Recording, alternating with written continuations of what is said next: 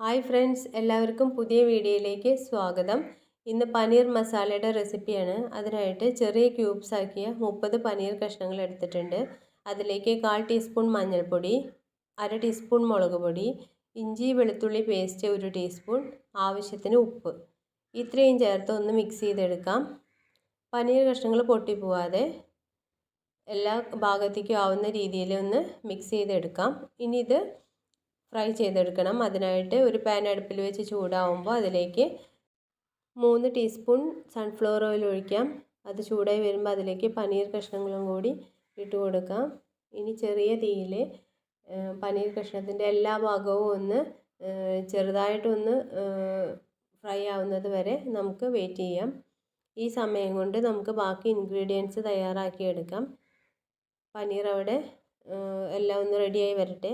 അപ്പോഴേക്കൊരു കടായി അടുപ്പത്ത് വെച്ച് അതിലേക്ക് 1 ടേബിൾ സ്പൂൺ നെയ്യ്, 2 ടേബിൾ സ്പൂൺ സൺഫ്ലവർ ഓയിൽ, ഇതിലേക്ക് 1/2 ടീസ്പൂൺ നല്ല ജീരകം, 2 ബേ ലീവ്സ്, 2 ഏലക്ക, 4 ഗ്രാമ്പൂ, 2 ചെറിയ പീസ് പട്ട, ഇത്രയും ചേർത്ത് ഒന്ന് മൂപ്പിക്കാം. നല്ലൊരു മണം വരുമ്പോൾ അതിലേക്ക് 2 മീഡിയം സൈസിലുള്ള സവാള ചെറുതായി അരിഞ്ഞതാണ്, അതും കൂടെ ചേർത്ത് കൊടുക്കാം. 1 ടേബിൾ സ്പൂൺ ഇഞ്ചി വെളുത്തുള്ളി പേസ്റ്റ്, ഇതും കൂടെ ചേർത്ത് വഴറ്റിയെടുക്കാം. ഇനി ഇത് ഗോൾഡൻ ബ്രൗൺ നിറം ആകുന്നത് വരെ വഴറ്റണം. ഇനി മസാലപ്പൊടികൾ ചേർക്കാം. 1/4 ടീസ്പൂൺ മഞ്ഞൾപ്പൊടി, 1 ടീസ്പൂൺ മുളക് പൊടി, 1/2 ടീസ്പൂൺ ഗരം മസാല, 1/4 ടീസ്പൂൺ നല്ല ജീരകത്തിൻ്റെ പൊടി, ആവശ്യത്തിന് ഉപ്പ്, ഇത്രയും ചേർത്ത് നല്ലപോലെ ഇളക്കി യോജിപ്പിച്ച് പച്ചമണം മാറുന്നത് വരെയും വഴറ്റിയെടുക്കാം. ചെറിയ തീയിൽ വഴറ്റി നല്ലൊരു സ്മെല്ല് വരുമ്പോൾ നമുക്കിതിലേക്ക് ടൊമാറ്റോ പ്യൂരിയാണ് ഇനി ചേർത്തത്. 4 മീഡിയം സൈസുള്ള ടൊമാറ്റോ ഒന്ന് തിളപ്പിച്ചെടുത്ത് അതിൻ്റെ തൊലി കളഞ്ഞ് മിക്സിയുടെ ജാറിൽ അരച്ചെടുത്തതാണ്. അതുകൂടെ ചേർത്ത് മിക്സ് ചെയ്തെടുക്കാം.